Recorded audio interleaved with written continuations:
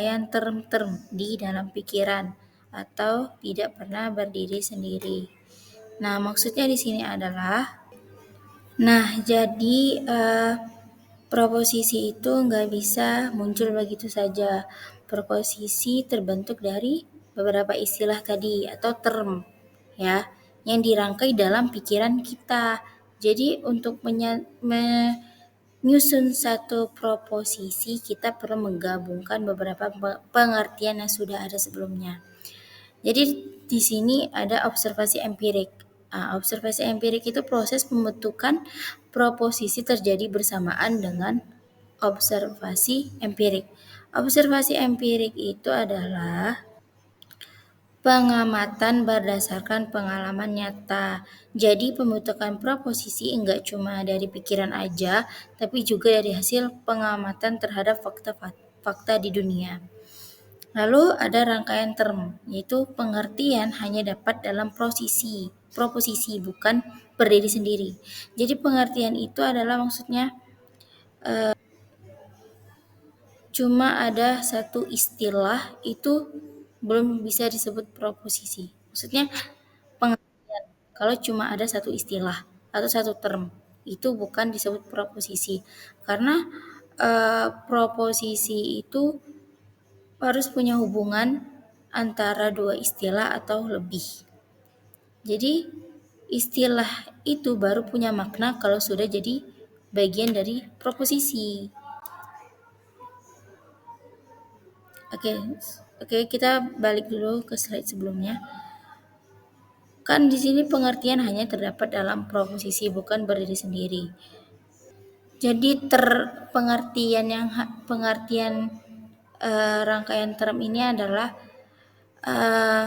kumpulan istilah yang digabung jadi satu kesatuan makna.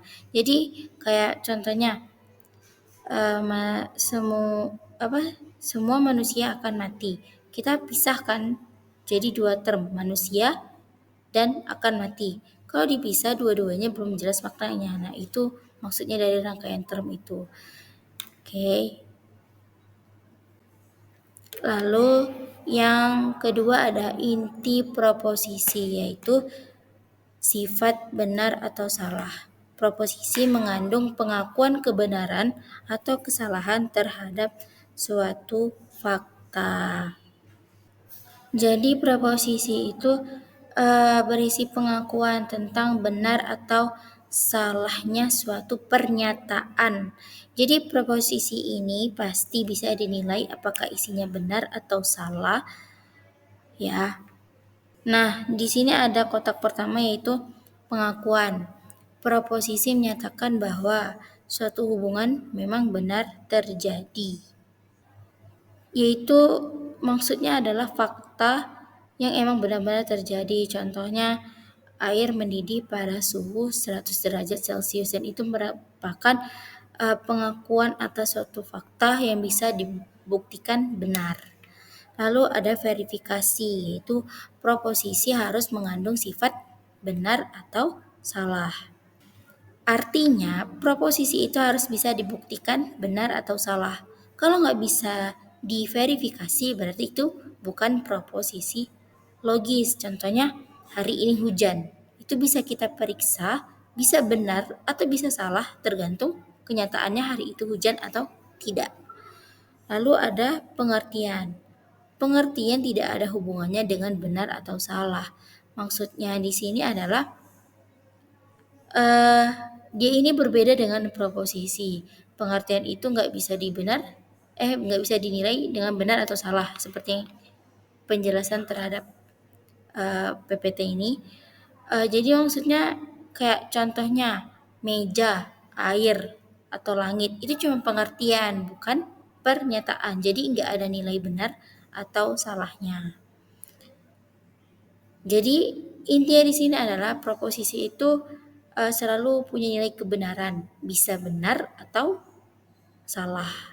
Sedangkan pengertian enggak punya nilai, itu karena cuma menjelaskan makna suatu hal.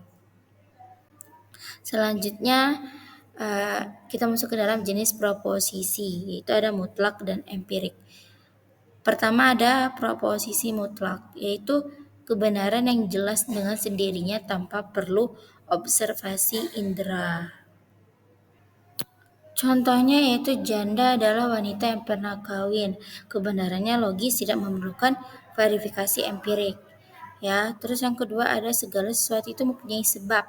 Ini azasnya yang harus diterima oleh pikiran.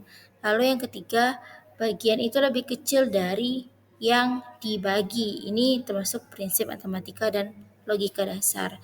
Jadi intinya itu proposisi mutlak kebenarannya yang bersifat pasti, logis, dan tidak memerlukan pembuktian empiris atau verifikasi empirik. Nah, ini dalil Al-Quran yang berkaitan dengan proposisi mutlak, yaitu Islam menegaskan adanya kebenaran dan ketetapan yang bersifat mutlak dalam ciptaan Allah. Dalil Al-Quran surat Al-An'am ayat 73 dan yang artinya, dan dialah yang menciptakan langit dan bumi dengan benar, dan apabila dia berfirman jadilah, maka jadilah ia, firmannya itu benar, dan seterusnya. Jadi maksudnya itu menunjukkan bahwa dalil ini firman Allah itu bersifat mutlak, tidak tergantung pada pembuktian manusia. Ini sejalan dengan proposisi mutlak yang benar dengan sendirinya tanpa observasi indera. Lalu yang kedua ada proposisi empirik. Proposisi empirik itu semua proposisi empirik kembali pada dasar observasi. Jadi kita harus melakukan pembuktian dulu, melakukan pengamatan dulu, melakukan verifikasi empirik apakah ini benar-benar terjadi atau tidak. Contohnya di sini ada observasi indera, fakta yang dapat diuji kecocokannya secara empirik. Terus ada data empirik, itu fakta merupakan data empirik yang tinggal diterima oleh pikiran. Maksudnya ialah data hasil observasi yang diterima dan diolah oleh akal pikiran. Lalu ada proposisi dasar. Proposisi dasar ini yang langsung kembali pada observasi empirik, yaitu bersumber dari hasil observasi empirik. Contohnya air mendidih pada suhu 100 derajat Celcius. Nah, ini adalah sebuah fakta dan itu bisa dinyatakan benar, dan itu merupakan hasil observasi yang diolah juga dengan pikiran. Dan ini berkaitan dengan Quran surat Al-Ghasyiyah ayat 17-20 yang artinya, maka tidaklah mereka memperhatikan unta bagaimana diciptakan dan langit bagaimana ditinggikan dan gunung-gunung bagaimana ditegakkan dan bumi bagaimana dihamparkan. Jadi maknanya adalah pentingnya observasi dan pengamatan empiris terhadap ciptaan Allah untuk memahami kebenaran dan kebesarannya. Dan ini sejalan dengan proposisi empirik, yaitu melakukan observasi indera, data empirik ya, agar kebenaran itu bisa dipahami. Lalu ada jenis hubungan hipotetik dan kategorik. Adapun hipotetik yaitu kaitan di antara subjek dan predikat, syaratnya harus dipenuhi. Maksudnya artinya kebenaran bergantung pada terpenuhinya suatu kondisi. Contohnya, jika seseorang rajin beribadah, maka hatinya akan tenang. Jadi untuk membuat hati itu tenang harus ada syaratnya, yaitu seseorang harus rajin beribadah. Jadi syarat yang harus dipenuhi di sini adalah rajin beribadah. Dan ini berkaitan dengan Quran surat ayat Al-Quran Ar-Rod ayat 11 yang artinya, sesungguhnya Allah tidak akan mengubah keadaan suatu kaum sehingga mereka mengubah keadaan yang ada pada diri mereka sendiri. Jadi di sini Allah ingin melihat suatu kaum itu berusaha terlebih dahulu, itu ikhtiar, dan itu adalah syarat agar untuk mengubah sesuatu yang lebih baik itu dengan cara berusaha. Dan ini sejalan dengan hubungan hipotetik, yaitu hubungan subjek dan predikatnya itu ada syarat yang harus dipenuhi. Lalu yang kedua ada kategorik, yaitu hubungan antara subjek dan predikat tanpa syarat. Jadi tidak harus ada yang dipenuhi syaratnya. Contohnya semua manusia akan mati. Dan ini udah terjadi pasti tetapi tidak ada syarat yang harus kita penuhi gitu. Nah, ini berkaitan dengan ayat Quran surat Ali Imran 105, yaitu tiap-tiap yang bernyawa akan merasakan mati.